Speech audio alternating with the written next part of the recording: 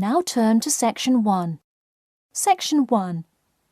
You will hear a conversation between Peter and Jim talking about some details for their shared accommodation.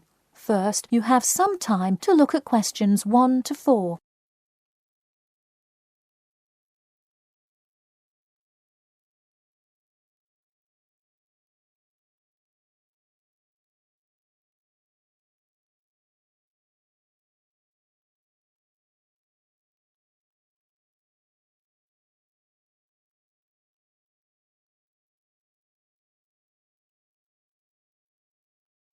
You will see that there is an example which has been done for you. On this occasion only, the conversation relating to this will be played first. Hey Jim, it's Peter. Oh, hey Peter, what's up? I thought I'd call so we could hammer out the details for next year's lease. Peter says that he wants to hammer out the details for next year's lease with Jim. So, lease has been written in the space. Now we shall begin. You should answer the questions as you listen, because you will not hear the recording a second time. Listen carefully and answer questions 1 to 4. Hey Jim, it's Peter. Oh, hey Peter, what's up? I thought I'd call so we could hammer out the details for next year's lease. That's a good idea. Did we ever decide on how to split the total rent? Well, I was thinking, since my room is bigger, I probably should pay a little more. So I could pay £110 and you could pay £80. Does that sound okay?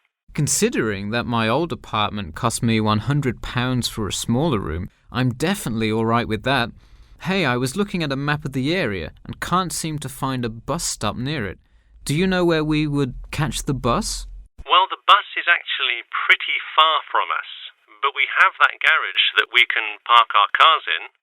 Wow, that's great. Convenient parking is hard to find, so we're lucky we have that. Okay, so we have a whole lot of things we'll need to buy when we move in. How do you want to split that up? I was wondering, do you still work at the supermarket? Yep, every Tuesday and Saturday. Would you be able to buy things from there if I sent you a shopping list? Sure, I can do that. Great. Then I can take care of whatever else we need that you wouldn't get at a supermarket. If you want, I'll pick you up from work that day and we can go to the apartment together. Oh, that would be great, thanks. No problem. That way we can split the cost of petrol. Works for me. It's so expensive these days, isn't it? It's downright obscene. Before you hear the rest of the conversation, you have some time to look at questions 5 to 10.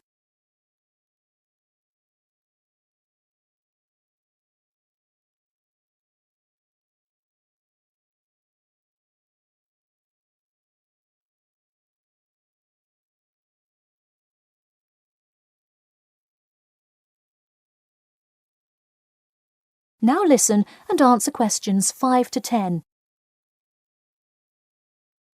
So let's figure out what appliances we need. Do we have a microwave? Yes, the landlord's providing that for us. Hey, do you still have that space heater, though? We need one for the kitchen since it's not connected to the central heating. All right, I'll bring that. Anything else? Well, I have some dining room and living room furniture I can bring, so that should take care of most of the big stuff. You know what we do need, though? Could you bring a toaster? I actually don't have one. It doesn't come with the microwave. No, the landlord is only supplying the microwave. It would really help if you could bring one. Okay, I'll pick one up at the store. You know, I also have this cool antique rotary phone that would be a cool addition to the apartment, sort of as decoration and utility. Oh, cool. The only thing is, we'd have to put it in the kitchen unless you want it in your room. Why not put it in the living room? The living room's too loud to have a phone conversation. The noise sort of carries.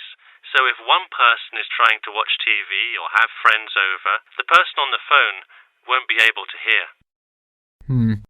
Okay, well I guess kitchen it is then. Any other big things we need? That seems like everything. That's all I can think of. And of course, move-in is June the 1st. I can't wait. We'll be able to watch the big game in our new apartment. It's going to be awesome. Yeah, we can move in the morning, and then Friday night we can sit back and cheer on Liverpool. I have an exam in the morning, but we'll be done around 11 a.m. and can move in after. Wait, Liverpool? You're joking, right? I thought you were a Manchester United fan. Man U? No way. Liverpool all the way. Oh no, I don't know if I can live with a Liverpool fan. That is the end of section 1. You now have half a minute to check your answers.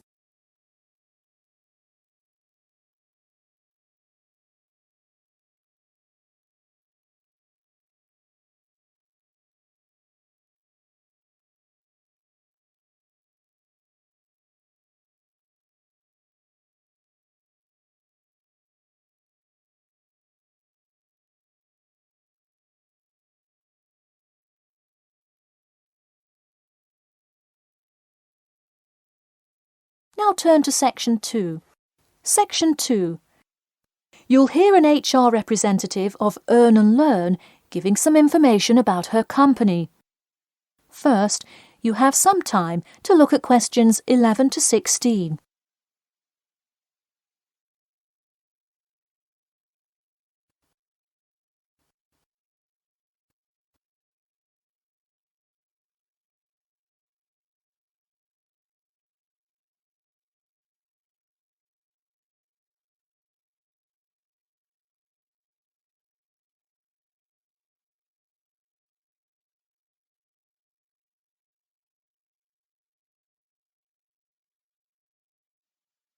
Now listen carefully and answer questions 11 to 16.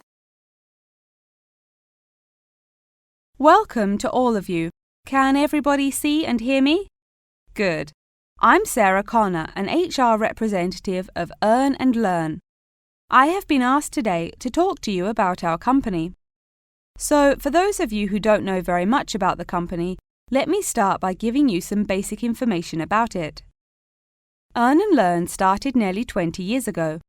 It is not a charity but a for-profit company that enables promising entrepreneurs to make money while traveling.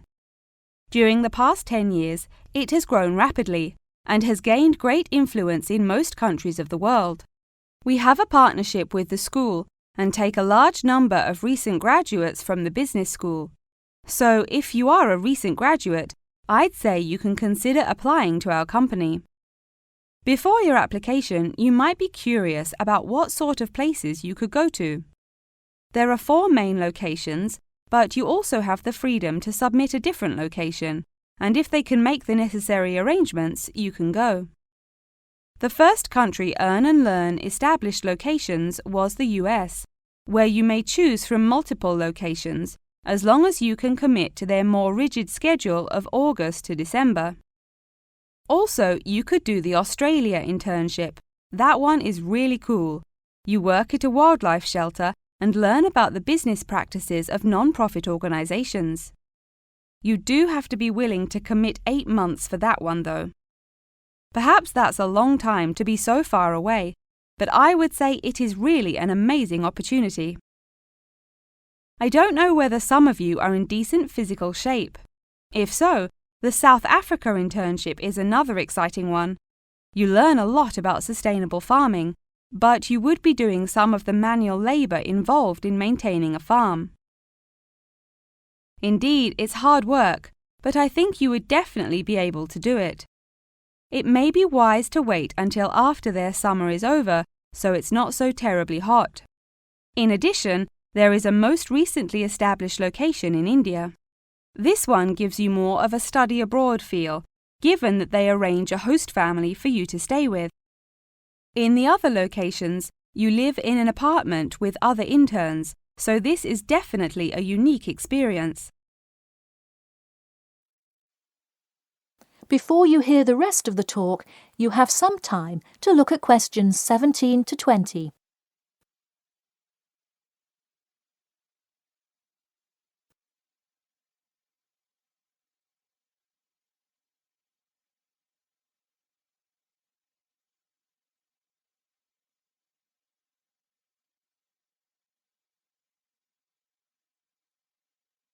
Now listen and answer questions 17 to 20. Regardless of where you go, at the end of the program you get a global travelling certificate, as long as you can explain your experience. You can provide a written log of what you did. I recommend writing journal or blog entries about what you do every day, or a weekly summary of each day. Of course, you don't have to write up a formal report or anything like that, and you need to apply for it once you have returned. Some students may want to know whether this is a paid internship. Actually, you have to pay for the flight there yourself. But you have the opportunity to create your own small business, which could earn you money if it's successful. So basically, you pay for it all up front, but when you're there, you can find ways to make money. That is to say, you pay for 2/3 of the cost up front as a deposit, and then give the final installment 1 month prior to your return. Finally, I have to remind you that you need a health check before you go to make sure you're not going to spread any communicable diseases. In addition, before you go, you don't have to attend any meetings or workshops. You'll meet everyone you'll be working with once you get there. Okay, well, that's all I've time for today. Thanks for listening, and I'm happy to take any questions if you have them. That is the end of section 2. You now have half a minute to check your answers.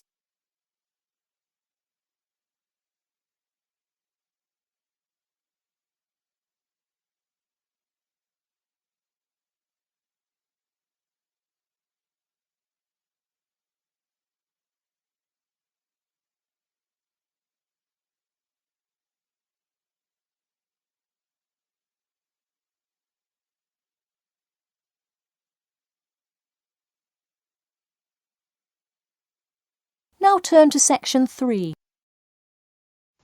Section 3. You will hear a student called Margaret Parkinson talking about the class she missed on Thursday with her professor. First, you have some time to look at questions 21 to 26.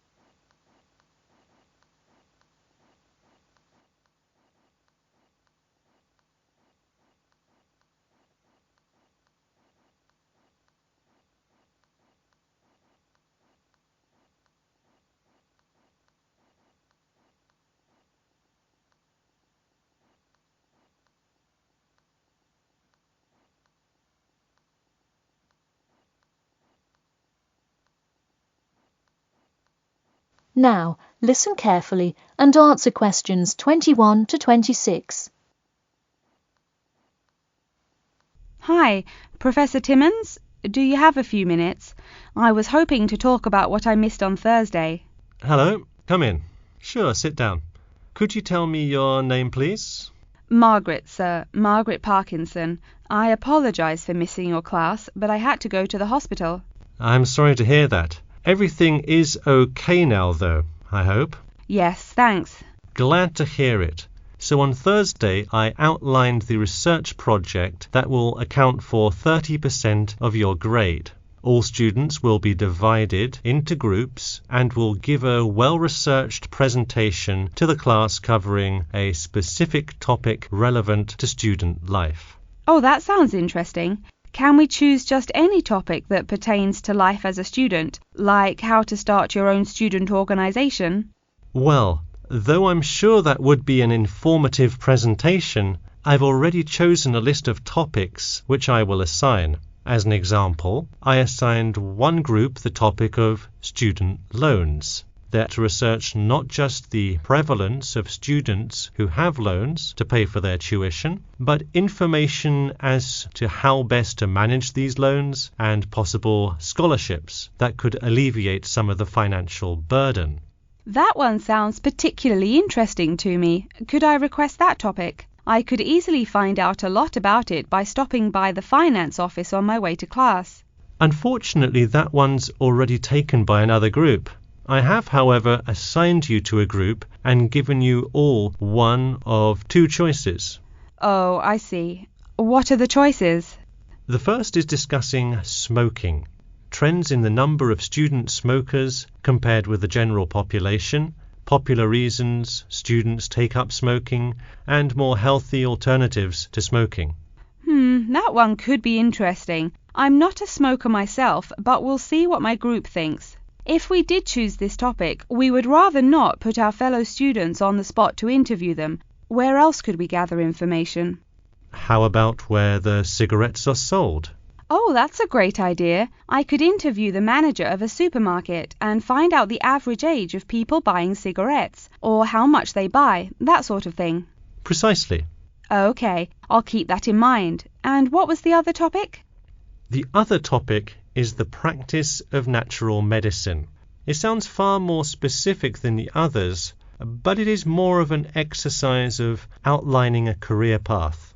If your group chooses this, you would cover the specifics of becoming a doctor of natural medicine, how to become licensed to practice natural medicine, what the career outlook is, etc. You could find much of the information you need on this in the Careers Office.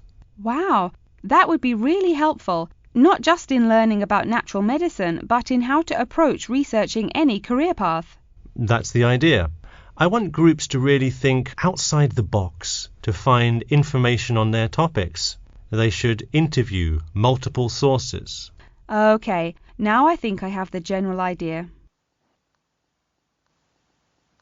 Before you hear the rest of the talk, you have some time to look at questions 27 to 30.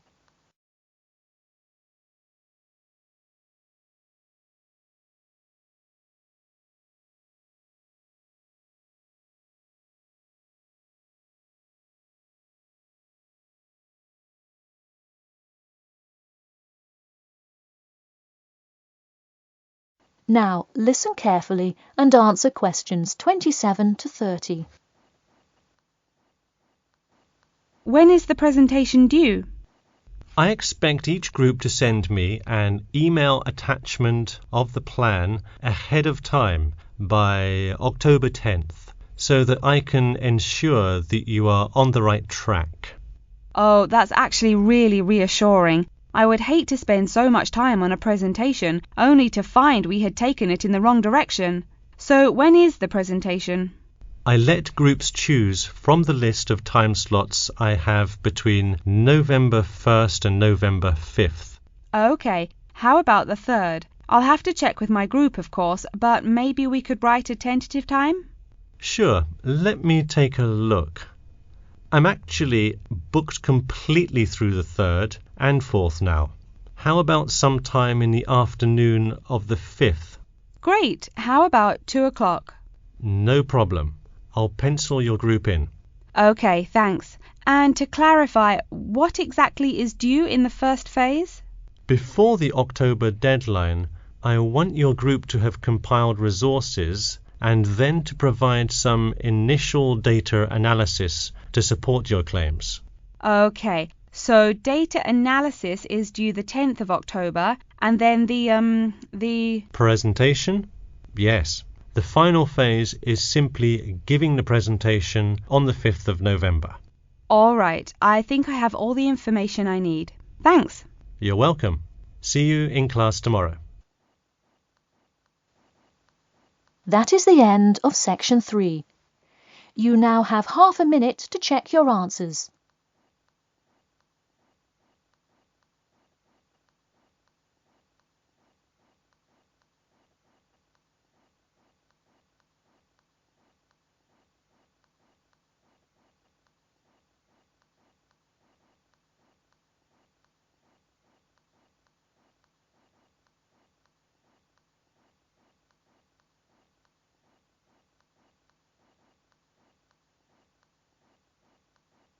Now turn to section 4.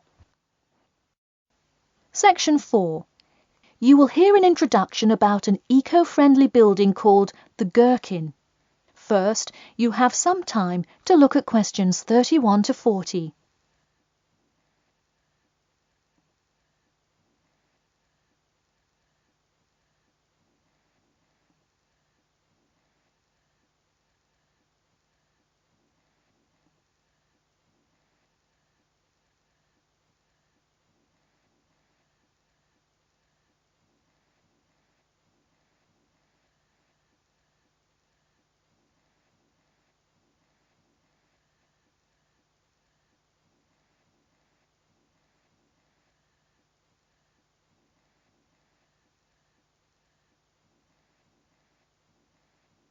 Now, listen carefully and answer questions 31 to 40.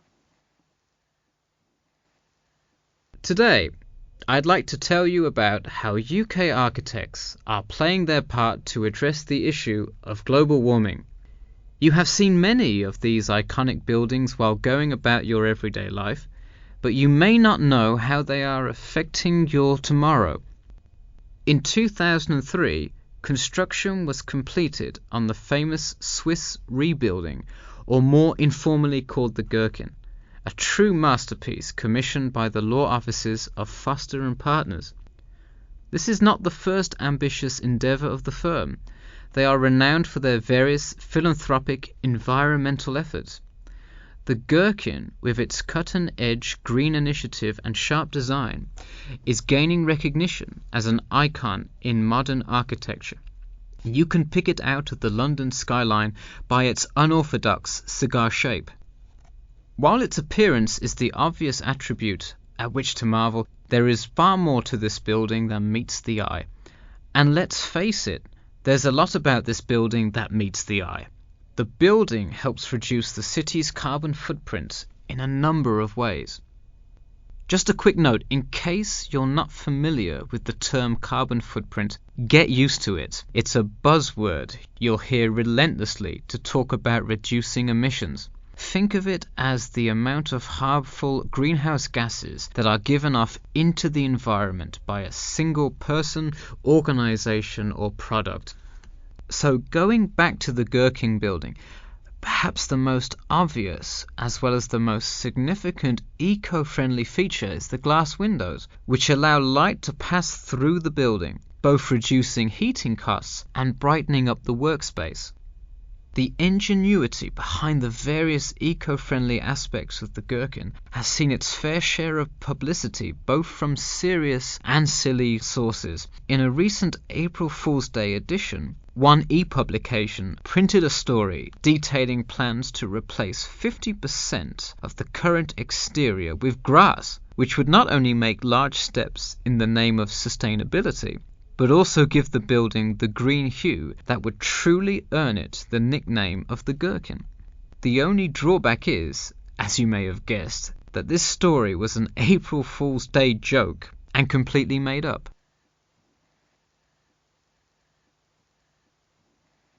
In all seriousness though, the building is setting a new standard of design that other architects and city planners just cannot ignore. The building's bold and cost-efficient design has won a number of architecture awards, including the Sterling Prize, the London Region Award, and the Empress Skyscraper Award, among others. The design comfortably accommodates a large number of offices, while keeping maintenance and operation costs down, striking a superb balance between nature and the workplace. Nature is well and good, as long as the weather is nice outside. Given London's notoriously bad weather, the architects knew they must devise a quality temperature regulation system, and that they did. A special system designed to reduce the building's reliance on air conditioning was devised that cuts consumption in half compared to standard office buildings. There are atria that link each floor vertically to one another, forming spiraling spaces up the entire building. They serve not just as social common spaces, but also act as the building's lungs, distributing clean air from the opening panels in the facade through the entire building. The building isn't all business though. It has its fair share of fun as well. At the very top, a club room offers a picturesque entertainment spot for company functions, private parties, etc., with a breathtaking panoramic view of the city. The creation of such an innovative structure has many wondering what the future of urban planning and architecture may be. Well, if the other projects currently commissioned by Foster & Partners are any indication, the entire city constructed with similarly eco-friendly buildings is not far in the distance. The Masdar City development aims to create a desert city that produces zero waste and removes as much carbon dioxide from the atmosphere as it puts in, a huge feat in protecting our Earth. The gherkin is a truly impressive feat, yet it is not the only one worth noting. Now, to move on to another green initiative, I'll tell you about the Eden Foundation building found in Cornwall. That is the end of section 4. You now have half a minute to check your answers.